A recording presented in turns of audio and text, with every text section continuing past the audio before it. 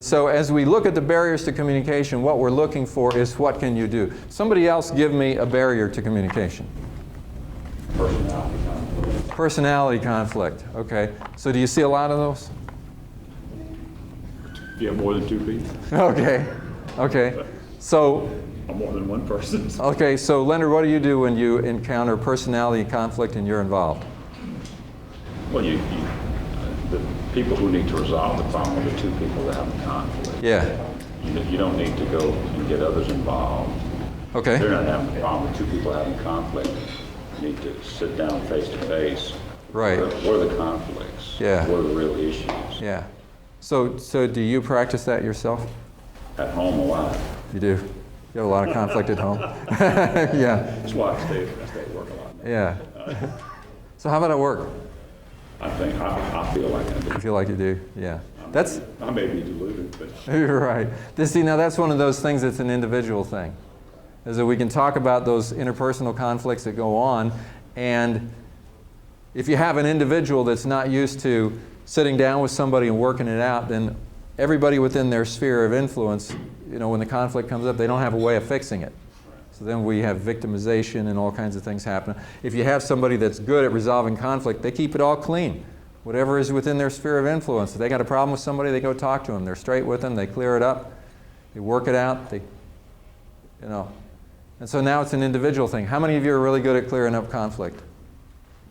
Going to talk to somebody, confront them, work it out, clear it out so the two of you can work it. Only a few hands went up. So I didn't say I'm okay. Okay. Are you saying you could get better? Yeah. Okay.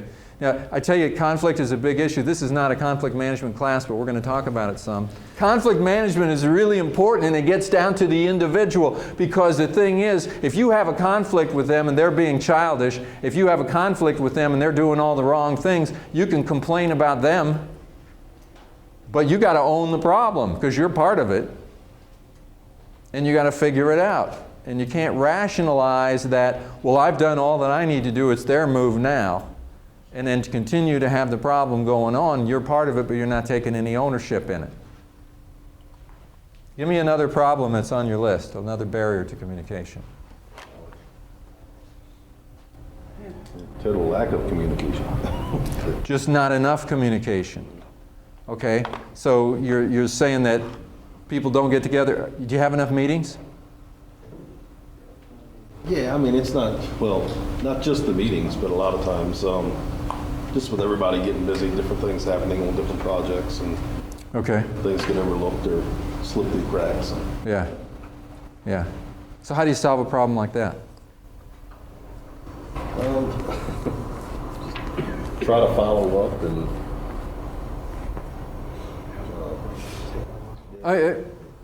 try to pick this up. No, you picked it up. I don't want you to pick it up. I want you to try to pick it up. Go ahead. No, go ahead. Are you trying? You're just kind of sitting back. I want you to try to pick it up. No, you picked it up. Okay, now, I mean, you try. You say, I'll try to communicate. Are you going to communicate better or not? Now, I understand. Yes, you do have to try, obviously. But you can tell yourself you're trying, and the question I have, are you really trying? Because you've got to look at it and say, what can I do? If the problem is that people don't communicate enough, ask yourself the question, do I communicate enough? Do I get in a situation like that? Here's another thing. If you encounter the problem with somebody else that you work with and you realize in this situation they didn't communicate to me like they should have, what do? You go talk to them about it. You don't have to beat them up about it. You just sit down with them and you say, hey, I just found out this happened. I didn't get invited to the meeting. I didn't know this happened. I wasn't kept in the loop. I need to know. Whenever you find a problem that has happened, whether it was a procedural problem, an oversight, whatever it is, it's pretty important to confront the individuals involved, not to punish the guilty, but to make sure it never happens again. It's one thing to make a mistake one time and learn from the mistake. It's another thing to to keep repeating the same behavior over and over again, expecting a different result, which is insanity. And there's a lot of insanity in the communication because we can be aware of these problems and do nothing about it. We have the power to solve problems within your sphere of influence. The people who need to inform you and keep you in the loop, if they're not doing it, you go talk to them. You give them specifics, you negotiate with them. You figure out a way so that this never happens again. You get that agreement. And what happens is the people who are good communicators within their sphere of influence bring about good communication.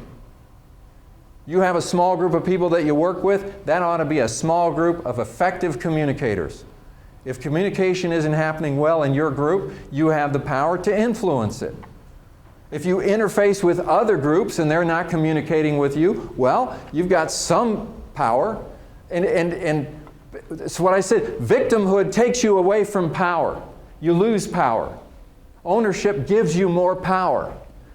Could you have two people with the exact same title in this company and one has more personal power, that is, more ability to influence people than the other one does? Yes. Yeah. One has a bigger sphere of influence than the other one has? Your sphere of influence is not defined by your job title. Your sphere of influence is defined just by your behavior and your actions, your credibility, the proactive nature of how you operate. You have a problem, you go and get in somebody's face, but not in a belligerent way, but you talk to them about the need for change, different behavior, different procedures, or whatever. You have the right to communicate. Everybody has the right to communicate. Most people don't take the opportunity that they have to do it. Well, I think a lot depends on the receiver, too, whether or not the receiver wants to communicate with you in the situation. That's true. That's true. Whether it becomes important or not. Yes. To you, it's an important thing. To them, it's nothing. Right. And that's the issue. Yes, it is. Do you think that you could have this individual who's not a very good communicator, and two different people have issues with him, and one might be more effective in dealing with them than the other? No, it's totally different department. Well, let me answer the question, my own question. The answer is absolutely so. Some people are better negotiators than others. Some people are more persistent than others. Some people are more creative than others. This afternoon we're going to have a session on creativity. Why is creativity important in communication? Open-minded. Yeah, open-minded. Different ways of looking at it. You know, if you have one way of communicating and you try that and it doesn't work, what's left? Try something else. Try something else. Get creative. Try something different. I had a guy that I had to work with, and I had just come to this company, and I was the vice president of marketing, and he used to be the vice president of sales and marketing, and now I took half his turf away. So he didn't like me the day I came in. I didn't even know the guy, but I was taking half his territory, right? And he took every opportunity to take shots at me in meetings and all kinds of stuff. And then we were doing a customer presentation. We had some high-level customers in, and we're talking about this system we're going to install. And we're talking about how it works. So I'm up on the whiteboard drawing a picture, a network diagram of the system. And this guy, Ken, is sitting there, you know, and we're sort of, the two of us are doing a team approach in the presentation. So he did his part, and now I'm doing my part, and I'm drawing the picture of the, he gets up and he says, wait a minute, that's not how the system, he takes an eraser and erases the entire board, everything that I wrote on there, redraws the diagram and says, this is how the system works. And he basically said, Sonny, get out of the way, okay? I'm going to show him how this works. And you know, it was very embarrassing for us. It didn't look very good for us as professionals. And afterwards, I confronted him and I said, Ken, you know, we kind of look stupid. And he says, well, you kind of did look stupid. What am I supposed to do? Just let you draw the diagram wrong and give them false information? What am I supposed to do? And I said, well, okay. It wasn't 100% wrong. There's just ways that you could approach it. He just didn't buy that at all. And after 3 or 4 incidents like this, and I tried to confront him, I tried to talk with him, he was still obviously antagonistic towards me. He just didn't want to cooperate.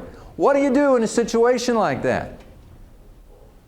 I mean, he's the vice president of marketing, I'm the vice president of sales. We have to be able to work together, and it was trickling down to our departments. Our people were arguing, and there was just negativity everywhere. We had to become a better team. I had no idea what to do with this guy. Did you have a comment? Did you, I mean, I guess if you exhaust everything that you can do yourself, you can bring it up to the next level. You can. You can. You can get a mediator. In fact, I am a mediator. I do that. A lot of times people call me in and I do the mediating. Yes, you can do that. You can escalate.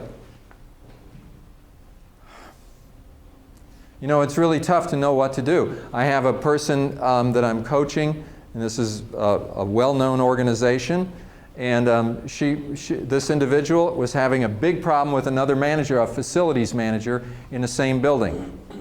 And it's like she wants to take ownership of some stuff, and he wants, and so at some point she put up posters on the wall, motivational posters, and this guy took them all down. And he said, you can't put up posters unless you get permission from me, because I'm the facilities manager. And she got really ticked off, and they got into an argument, and now it starts to escalate, and they're having a power struggle. I got called in as the mediator. And I'm thinking, these are high-level people, and they can't work out posters? They have to bring a mediator in to deal with posters? Okay, so mediator, yes, if you can't figure it out any other way, bring a mediator in. But I'm not so sure that they couldn't have worked it out. So I'm thinking, what do I do with this guy, Ken? So I had exhausted everything that I knew to. I just decided, let's get off-site and go talk. And I said, Ken, let's go out to dinner, because we were both working late.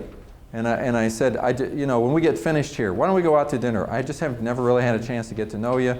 And this is a guy, he didn't have a family, he didn't have a life. His whole life was the company. This is a guy that had been with the company since the beginning. This is a guy that was very smart, had a lot of information. He probably needed to be fired, but the CEO wouldn't fire him because he had so much knowledge. Terrible at working with people. So anyway, he said, okay, so we go and we have dinner together. And we're sitting there and we're talking, and I didn't want to deal with the problem at this point. I just wanted to connect with them. And so we're talking about our history and all this kind of stuff. And we're hitting it off actually pretty well. It's the best conversation we've ever had. But we're not talking about work. We're talking about other stuff. But the one thing I know is that during that conversation, we hit it off really well. And then at some point I said, you know, we really need to work more like a team.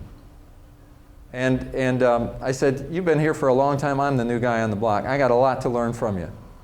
And I really hope that I can tap into your knowledge base and that I can be half as smart as you are on the network and all this kind of stuff. But we got to work together. And I got to tell you, afterwards, and it wasn't like some amazing thing took place, but we were actually able to communicate. It's like we got on the same bandwidth, the same network, the same connection. And after that, everything was different. It was amazing. Now, I'm talking about creativity because there's a certain amount of creativity that says, instead of saying, I can't get through to this guy, I'm going to invite him out to dinner. I didn't really want to go to dinner with him, okay? He was not at the top of my list of, I want to have this guy as my friend, my social contact, or anything else. I didn't know what else to do, and I knew I had to do something. I could have escalated it. I could have called in a mediator. But you know what? There's a big difference in how you handle it. When you can resolve it yourself, amongst yourself, there's a bond there that can be created. And that's what we're looking for as teamwork. As soon as you go over this person's head and talk to their boss about it, or get your boss to talk to their boss, or bring in a mediator or anything else, it basically says, I can't deal with you. You're a jerk. You don't listen. So we're going to escalate this thing. And sometimes it's the only thing that you can do. But if you're taking ownership, you got to be able to look at the situation and say, this is a challenge for me. That's how you develop personal power and influence, is by going into a situation where you do not know whether it will work or not and trying something creatively different. And then when you resolve it, you're learning something that you didn't know before. And it's just like you're talking about, you get fulfillment out of your job because you're growing and you're learning technically and so forth. You can get fulfillment out of learning how to work more effectively with people and how to communicate in a situation that you thought was hopeless and you didn't think there was any way to get through to this guy. Now today, I'm doing it for a living. Back then, it was just trying to figure out how to function on a day-to-day basis with somebody who was a problem to me. And the interesting thing, I guess, is my own personal interest, is that I guess if in those situations I hadn't taken a sense of ownership, I would probably not be in the career I'm in today. It was by taking a sense of ownership and solving problems like that that eventually led me to be able to start my own business and help other people to do the same thing. Because I understand that in business, the more effective a team operates, the better productivity and the better we are as a company, the better place it is to live and to work in. And it's usually not solved from somebody at the top. It's solved from within. As within our culture, we start to become better communicators. That's why this is a good opportunity to talk about effective communication with 41 people in the room. And to take DISC assessments and to look at all this kind of stuff, because if you can get a little bit, if everybody in the room gets a little bit better, that can't help but affect the whole organization and teamwork and communication in a positive way.